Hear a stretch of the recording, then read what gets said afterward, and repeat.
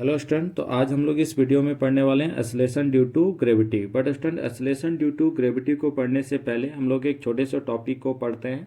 ठीक है, तो हमारा टॉपिक है bodies falling near the earth surface. ठीक है स्टूडेंट, तो आप लोगों ने गैलीलियो के बारे में सुना होगा। तो गैलीलियो साहब ने एक एक्सपेरिमेंट किया था और उस एक्सपेरिमेंट के बेसिस पे गैलीलियो ने कहा कि अगर डिफरेंट मासेस के दो ऑब्जेक्ट को अगर हम एक साथ सेम हाइट से छोड़ते हैं तो दोनों ही ऑब्जेक्ट क्या होंगे स्टूडेंट, ग्राउंड पे सेम टाइम पे पहुंचेंगे। ठीक है, तो देखिए यहाँ पे हम लोग एक फिगर देख रहे हैं जिसमें एक स्टूडेंट हमारा क्या बॉल है और एक हमारा क्या है फीदर है। ठीक है स्टूडेंट, अब हम इसको सेम हाइट से दोनों को क्या करते हैं स्टूडेंट, एक साथ अगर छोड़ते हैं तो क्या होगा, ये बॉल जो है वो पहले ग्राउंड को टच करेगा और बाद में ये फीदर ग्राउंड को टच करेगा। क्यों स्टूडेंट, क्योंकि हवा जो है इस फीदर पे फोर्स लगाएगी जिसकी वजह से ये फीदर क्या होगा, थोड़ा ज़्यादा टाइम लेगा। क्लियर स्टूडेंट, बट गैलीलियो ने क्या कहा कि अगर इस दोनों ऑब्जेक्ट के अराउंड जो मीडियम है एयर, अगर हम उस एयर को क्या करें स्टूडेंट, टोटली रिमूव कर दें और रिमूव करने के बाद अगर बॉल और फीदर दोनों को सेम हाइट से एक साथ अगर हम फॉल कराते हैं तो ये दोनों ही जो ऑब्जेक्ट है स्टूडेंट ग्राउंड पे क्या होंगे, सेम टाइम पे पहुंचेंगे। ठीक है, तो गैलीलियो का आर्गुमेंट क्या था स्टूडेंट, तो देखिए Galileo observation on falling bodies according to Galileo argument if air resistance is totally removed, यानी इन दोनों के बीच बॉल और फीदर के बीच जो मीडियम है एयर, अगर उसको हम टोटली रिमूव कर देते हैं तो क्या होगा student, then the ball and feather will fall simultaneously, तो दोनों क्या होंगे, एक साथ ग्राउंड पे पहुंचेंगे। ये ऑब्जर्वेशन था गैलीलियो एक्सपेरिमेंट का। ठीक है स्टूडेंट, तो नेक्स्ट हमारा टॉपिक है एक्सेलरेशन ड्यू टू ग्रेविटी। देखिए एक्सेलरेशन ड्यू टू ग्रेविटी में क्या स्टूडेंट, मान लीजिए यहाँ पे एक बिल्डिंग है ना, और आप लोग देख भी रहे हैं कि यहाँ एक बिल्डिंग है और इस बिल्डिंग के ऊपर क्या स्टूडेंट, एक लड़का है और उस लड़के के हाथ में क्या स्टूडेंट, एक बॉल है। ठीक है, अब ये जो लड़का वो इस बॉल को क्या करता है स्टूडेंट, सिंपली ड्रॉप करता है। तो जैसे ये सिंपली ड्रॉप करेगा तो ये बॉल क्या होगा स्टूडेंट, ग्राउंड की तरफ मूव करेगा और धीरे धीरे इस बॉल का जो वेलोसिटी है वो हमारा क्या होगा स्टूडेंट, इंक्रीज करना स्टार्ट कर देगा, यानी change in velocity is known as acceleration. तो इस बॉल में क्या होगा स्टूडेंट, एक एक्सेलरेशन क्रिएट हो जाएगा। ठीक है, तो यहाँ पे जो एक्सेलरेशन क्रिएट हो रहा है वो एक्सेलरेशन किसके वजह से क्रिएट हो रहा है। ठीक है, तो स्टूडेंट हम लोगों को पता है कि जब हम किसी बॉडी पे फोर्स अप्लाई करते हैं तो उस फोर्स के वजह से जो है किसी बॉडी में एक्सेलरेशन क्रिएट होता है। ठीक है, बट यहाँ पे जो ये लड़का स्टूडेंट इस बॉल को क्या कर रहा है, सिंपली ड्रॉप कर रहा है, यानी इस पर कोई फोर्स अप्लाई नहीं कर रहा है। तो अगर ये लड़का इस पर कोई फोर्स अप्लाई नहीं कर रहा है तो फिर इस बॉल में जो एक्सेलरेशन क्रिएट हो रहा है वो एक्सेलरेशन किसकी वजह से क्रिएट हो रहा है। तो हम लोग क्या देखते हैं स्टूडेंट कि हमारे सराउंडिंग में क्या है, तो अर्थ है, यानी अर्थ उस बॉल को क्या कर रहा है, अपने सेंटर की तरफ अट्रैक्ट कर रहा है। तो अर्थ जब किसी ऑब्जेक्ट पे जो फोर्स अप्लाई करता है that force is known as force of gravity, यानी इस ऑब्जेक्ट में जो एक्सेलरेशन आ रहा है स्टूडेंट वो एक्सेलरेशन किसके वजह से आ रहा है, ड्यू टू अर्थ आ रहा है। ठीक है, तो इसलिए इस बॉडी में जो एक्सेलरेशन क्रिएट हुआ उस एक्सेलरेशन को हम लोग ए से डिनोट ना करके उसको किससे डिनोट करते हैं स्टूडेंट, स्मॉल जी से डिनोट करते हैं, और उस एक्सेलरेशन को हम लोग क्या बोलते हैं, एक्सेलरेशन ड्यू टू ग्रेविटी, क्योंकि वो जो एक्सेलरेशन हमारा आ रहा है वो acceleration due to force of gravity आ रहा है। क्लियर स्टूडेंट, इसलिए उसका हम लोग नाम क्या देते हैं, एक्सेलरेशन ड्यू टू ग्रेविटी। तो एक्सेलरेशन ड्यू टू ग्रेविटी किसकी वजह से प्रोड्यूस हो रहा है, तो due to force of gravity. ठीक है, चलिए तो डिफिनेशन देख लेते हैं। तो the acceleration produce in the falling body due to force of gravity is known as acceleration due to gravity. Clear student, and it is denoted by small g, इसको ए से ना डिनोट करके हम किसे डिनोट करते हैं, जी से। अब आगे देखते हैं स्टूडेंट एक नॉट में क्या student, if gravity is only acting force, यानी जो ग्रेविटी होता है वो कैसा फोर्स है स्टूडेंट, एक्टिंग फोर्स है। अब क्या है कि एयर रेजिस्टेंस इज नेग्लेक्टेड, अगर हम एयर रेजिस्टेंस को क्या करें, नेग्लेक्ट कर दें तो all objects move with the same acceleration near the earth surface. तो इस कंडीशन में क्या होगा स्टूडेंट, जितने भी ऑब्जेक्ट्स होंगे नियर द अर्थ सरफेस वो सेम एक्सेलरेशन के साथ क्या होंगे, एक्सेलरेट होंगे, यानी मूव करेंगे। क्लियर स्टूडेंट, चलिए नेक्स्ट आगे टॉपिक देखते हैं। तो नेक्स्ट टॉपिक हमारा क्या है, relation between small G and capital G. Clear student, देखिए तो relation between small G and capital G, तो कैपिटल जी हम लोगों को पता है universal gravitational constant and small G is what, acceleration due to gravity. ठीक है, तो मान ले स्टूडेंट हमारे पास यहाँ पे एक अर्थ है। ठीक है, और अर्थ के सरफेस पे स्टूडेंट एक छोटा सा ऑब्जेक्ट है, ठीक, जिसका मास कितना स्टूडेंट, स्मॉल एम, और अर्थ का मास कितना है, कैपिटल एम है, और इसका रेडियस कितना स्टूडेंट, कैपिटल आर है। ठीक है, तो क्या होगा, अर्थ यानी अगर मास यूनिफॉर्मली डिस्ट्रीब्यूटेड है तो सारा मास कहाँ पे कंसंट्रेट मान लेंगे, सेंटर पे। तो इन दोनों के बीच क्या होगा, फोर्स ऑफ ग्रेविटेशन लगेगा, ठीक है। तो फोर्स ऑफ ग्रेविटेशन कितना हो जाएगा स्टूडेंट, F इक्वल टू, अगर ये मास अर्थ का है तो इसको हम लोग लिख दे रहे हैं M E, क्लियर स्टूडेंट। तो फोर्स ऑफ ग्रेविटेशन कितना हो जाएगा, GME small m upon capital R square. इसको मान ले रहे equation number 1, clear student. But according to Newton second law, but according to Newton's second law, तो न्यूटन के सेकेंड लॉ से हम लोग क्या जानते हैं student, F equal to MA, but यहाँ पे जो एक्सेलरेशन है उसको हम लोग क्या नाम दिए हैं, G, है ना। तो क्या हो जाएगा, F इक्वल टू mg, इसको मान ले रहे हैं इक्वेशन नंबर 2, क्लियर स्टूडेंट। अब फ्रॉम इक्वेशन 1 एंड 2, तो from equation 1 and 2 F LHS equal है, तो RHS भी क्या हो जाएगा स्टूडेंट, इक्वल हो जाएगा, ठीक है। यानी mg equal to capital GME small m upon R square. यहाँ से क्या होगा स्टूडेंट, स्मॉल m कैंसिल हो जाएगा, तो g इक्वल टू क्या मिलेगा, g equal to GME upon R square, clear student.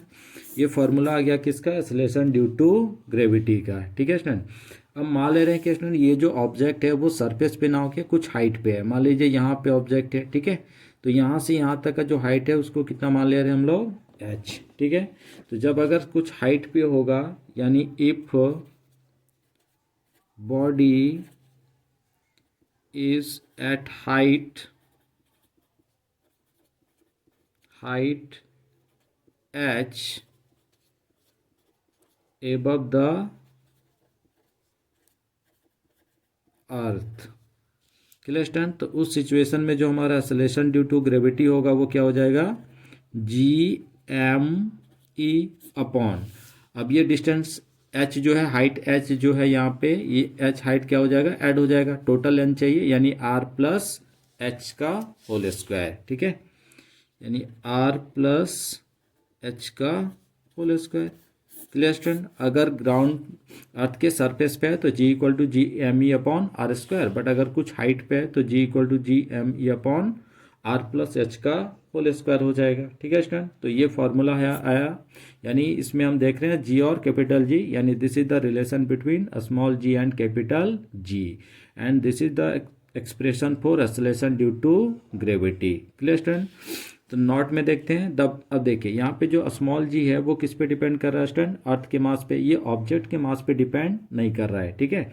यानी the value of g does not depends on the mass of the object, यानी ऑब्जेक्ट कितना बड़ा है छोटा है डजेंट मैटर, है ना। वो फाइनली किस पे डिपेंड करता है, अर्थ के मास पे डिपेंड करता है। तो ऑब्जेक्ट जो है, यानी अर्थ के सराउंडिंग जो हम ऑब्जेक्ट कंसीडर कर रहे हैं, उस ऑब्जेक्ट का मास कितना बड़ा है ना, मतलब कितना ज़्यादा है कम है, उसे पे डिपेंड हमारा जी नहीं करता है। दूसरा है साइज ऑफ द ऑब्जेक्ट, यानी ऑब्जेक्ट का साइज छोटा है बड़ा है, उस पर भी हमारा acceleration due to gravity depend नहीं करता है, ठीक है। But it depends on the mass of the earth, ठीक है stand. But acceleration due to gravity जो है वो किस पे डिपेंड करता है, अर्थ के मास पे डिपेंड करता है, and the radius of the अर्थ, यानी आर पे डिपेंड करता है, ठीक है। किस किस पे डिपेंड कर रहा है, acceleration due to gravity M पे डिपेंड कर रहा है और आर पे डिपेंड कर रहा है, क्लियर स्टैंड। चलिए नेक्स्ट आगे हम लोग बढ़ते हैं, direction of G, clear student. तो डायरेक्शन ऑफ जी, तो जी का जो डायरेक्शन होता है वो हमेशा किधर होता है, toward the centre of the earth, ठीक है। यानी इसका जी का जो डायरेक्शन होगा वो हमेशा किधर होगा, towards the centre of earth, ठीक है, of the earth, clear stand. क्योंकि अर्थ उसको अपनी तरफ खींच रहा है, यानी जो एक्सेलरेशन क्रिएट हो रहा है एक्सेलरेशन ड्यू टू ग्रेविटी, वो due to force of gravity है, यानी अर्थ अपने सेंटर की तरफ उसको खींचता है। तो जी का जो डायरेक्शन होगा वो हमेशा किधर होगा, toward the centre of the earth होगा, ठीक है। देखिए magnitude of G on the earth surface, यानी जी का मैग्नीट्यूड कितना होगा जब बॉडी कहाँ पे होगा, अर्थ के सरफेस पे, ठीक है। तो वी नौ हम लोग को पता है, ठीक है, हम लोग जानते हैं we know small g equal to capital G m e upon r square. Clear student? तो यहाँ पे g का वैल्यू हम लोगों को पहले से पता है, where g equal to 6.67 into 10⁻⁻11 newton metre square पर kg स्क्वायर। ठीक है, और एम क्या है student? Mass of the earth, है ना। एम क्या है? Mass of the earth. तो अभी हम लोग याद कर लेते हैं, ठीक है, बाद में हम लोग निकालेंगे।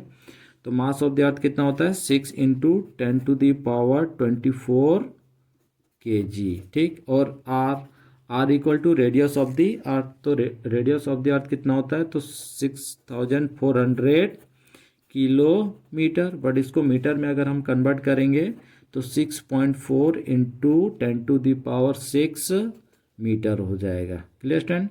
ये सारा वैल्यू क्या करना है? यहाँ पे पुट कर देंगे। तो जब सारे वैल्यू को पुट करेंगे तो देन g इक्वल टू क्या मिलेगा स्टूडेंट?